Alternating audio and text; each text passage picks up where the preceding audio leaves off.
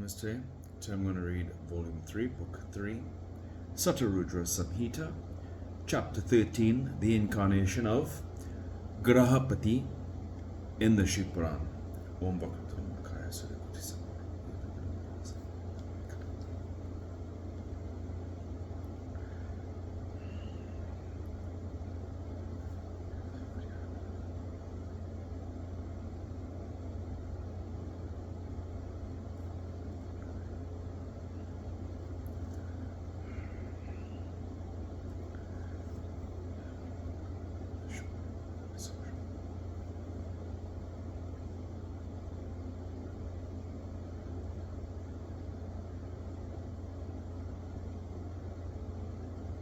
Hariom Tatsat. Nandishvara said, O son of Brahma, listen lovingly to the narrative of the moon-crested Lord Shiva, how he was born willingly in the house of Visvarna. Visvanara. That's it. Visvanara. He was Grahapati by name. O sage, he became the lord of Agniloka, the great lord. The soul of all was fiery in form and brilliant too. On the beautiful banks of Narmada, in the city of Dharmapura, formerly there lived a devotee of Shiva, a soul, the sage Visvanara. While in the stage of celibacy, he was devoted to Brahma Yajna rites. He belonged to the Sandilya lineage. He was pure, the storehouse of Brahmanical splendor, and had self-control. He understood the real meaning of Sacred Lord. He followed the conduct of the virtuous. He was highly skilled in Shiva ethics. He was the foremost among the knowers of worldly conventions. After pondering over the good qualities of an ideal housewife, Visvanara married with due rights the daughter of Kala, who was really worthy of him. He maintained the sacrificial fires. He was devoted to the performance of the 5 daily sacrifices. He practiced the 6 sacred rites every day. He was fond of serving gods, mains, and guests. When a long time elapsed in the manner, Sukhismati, the wife of that Brahmana who observed all rites, spoke to her husband, O Lord, by your favor, all pleasures which women could expect have been enjoyed by me in your company. O Lord, still a desire has been lurking in my heart for a long time. It is proper to all householders. You shall grant it to me.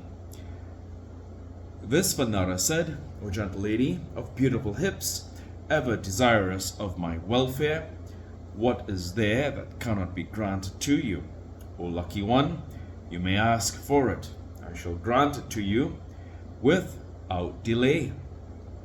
O good woman, by the favor of Lord Shiva, nothing is inaccessible to me, either here or hereafter.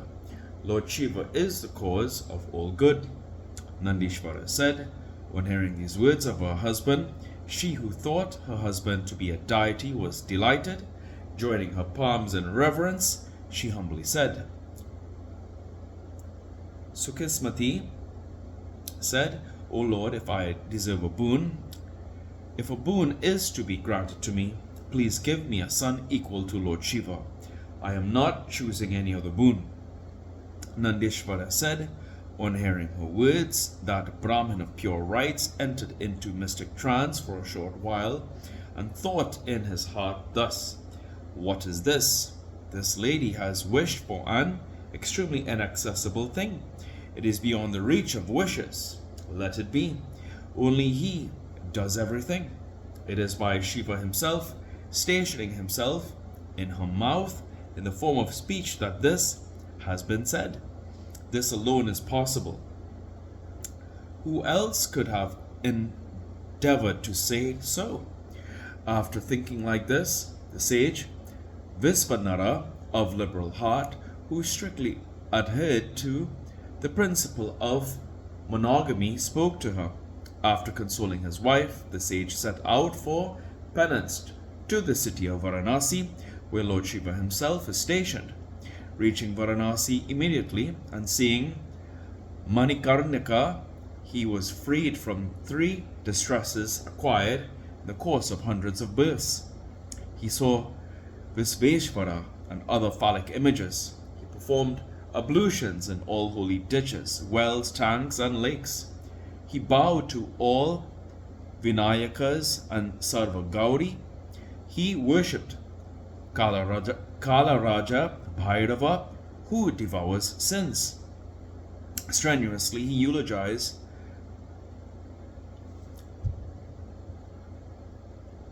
Dhanayaka and other Ganas, Adikesava, and others. He propitiated Kesava. He bowed to Lolarka and other sons again and again without lethargy. He offered balls of rice in all the holy centers. He satiated sages and Brahmins by means of feeding thousands of other rites. With devotion, he propitiated the phallic images of Shiva by means of great worship and service. He thought frequently, what is that phallic image that yields the result quickly? Where can the penance due to the longing for a son find ultimate rest? Thinking thus for a moment, the intelligent sage Visvanara praised the Virisa form of Shiva, which confers the blessings of a son immediately. Innumerable thousands of siddhas have derived the fulfillment of their desire from the worship of Shiva. Hence, Virisa is famous as the fruit-yielding phallic image. If anyone worships the Virisvara phallic image for a year with great devotion, he obtains longevity, cherished desires, sons, and other things. I too shall worship Virisa here thrice a day, and shall ere long acquire a son as desired by my wife. After thinking like this, the intelligent Brahmin, the contented Visvanara, took a bath in the well Chandrakupa and took the vow of sacred rite. For a month he lived on a single meal a day. For another month he took only the night meal. He spent another month taking only the food he got without begging.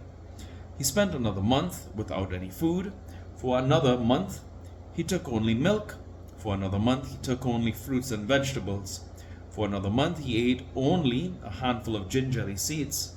For another month he took liquid diet. For another month he took only Panchagavya. For another month he performed the Chandrayana rite. For another month he drank water from the tip of kusa grass. And for another month he had air alone as his food. Thus, for a full year he performed the wonderful penance. He worshipped the excellent Virisa thrice a day. On the 13th month, while he was going to Virisa, after taking bath in the Ganga river, very early in the morning the sage saw a child of 8 years smeared with ashes all over the body, in the middle of the phallic image. The child had eyes as long as his ears. He had ruddy lips. He had matted hair of beautiful tawny color. He was naked and had a smiling face. He had all the dress and features proper to childhood. He seemed intelligent. He was reciting hymns from the Vedas. He was laughing sportively. On seeing him, he was joyous. He was thrilled all over the body. He uttered the formula, "To you," over and over again. The contented Vesvanara eulogized Shiva, the great bliss in the form of child, by means of 8 verses that gave expression to his desire. Visvanara said, "The Brahmin is the Brahman is alone without a second. It is true. Indeed, there is no multitude of different things. There is only one Rudra. There is none second to him. Hence I seek refuge in you, the sole great Lord. O Shiva, you alone are the creator and annihilator of everything. In the different forms you are of single form and formless, just as the inner virtue is only one, though it may seem to be many. Hence I do not resort to any one except you. The snake in the rope, the silver in the oyster shell, the water in the mirage, like that, when he is known, the whole world vanishes, and Sat alone remains. I resort to that great Lord. Coolness in the water, heat in the fire, the scorching nature in the sun, and the pleasing gentleness in the moon, fragrance in the flower, and the ghee in the milk. Just in that manner, O Shiva, you are the essence in the world, hence I resort to you. You, the airless, perceive sound. You, the noiseless, perceive fragrance. You, the footless, come from far. You, the eyeless, see. You, the tongueless, perceive the taste. Who knows you really? Hence I seek refuge in you. O Lord, even the Vedas do not know you directly, nor Vishnu, nor the Creator, or everything, nor the leading yogins, nor Indra, and other gods. Only a devotee knows, hence I seek refuge in you. You have no spiritual lineage, you are unborn, you are immortal, formless, without any prescribed conduct or native land. Still, you are the Lord of three worlds, and you fulfill all our desires. I worship you. Everything originates from you. You are all in all, O enemy of karma. You are the Lord of Gaudi. You are naked and quiescent.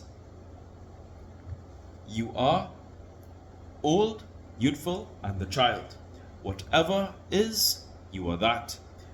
There is no source of your origin. I bow to you. Nandishvara said, after eulogizing thus, when the Brahmin fell on the ground with the joined hands, the boy became the aged of the aged and spoke delightedly to the Brahmin. The boy said, O Visvanara, O excellent sage, O Brahmin, appropriated by you, I am very much delighted. Ask for the boon of your choice. Then the delighted and contented sage Visvanara stood up and replied to Shiva, who had assumed the form of a boy. Visvanara said, O Lord Shiva, what is it that is not known to you, who are omniscient? You are Lord Sarva, the granter of everything, and the eminent soul of all. Why do you speak, forcing me in the pity-provoking task of imploration? O Lord Shiva, after knowing this, please do as you wish. Nandishvara said, on hearing the upright words of Visvanara, of pure rights, the Lord in the form of a child spoke smilingly. O pious one, the desire that you have cherished in your heart regarding Sukhismati will be certainly realized ere long. O intelligent one, I shall become your son. In Sukhismati, I shall be known as Grahapati, pure and loved by all gods. The hymn of 8 verses of desire, Abhila Sastaka, that you recited now, when recited thrice a day for a year, in the vicinity of Shiva, will yield all desires. The recitation of this hymn yields sons, grandsons, and wealth. It is conducive to the mollification of everything and quells all mishaps. It is the cause of acquisition of heaven, emancipation, and prosperity. There is no doubt in this. This is on a par with all other hymns.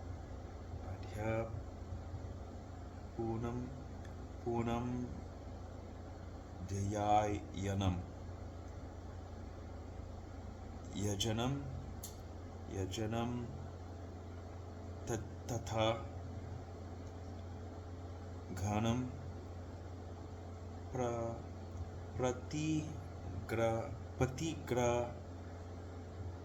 Patigraha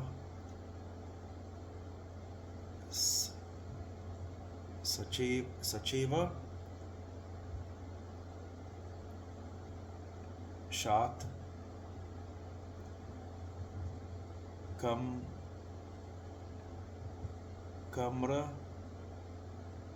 Kamranam ya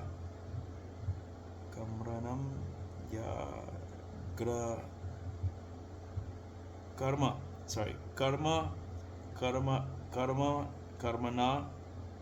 karmanaya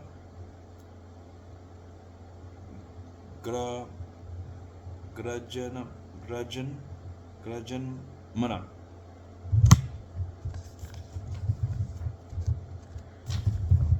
"38. It's a sacred place in Varanasi that pertains to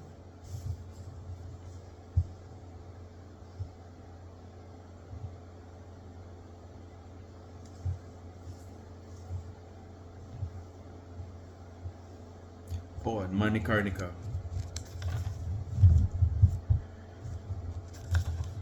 Here in today's reading of the Shiva Puran, Prabhu Prananatham, Vyubheshanatham, Jagannatha.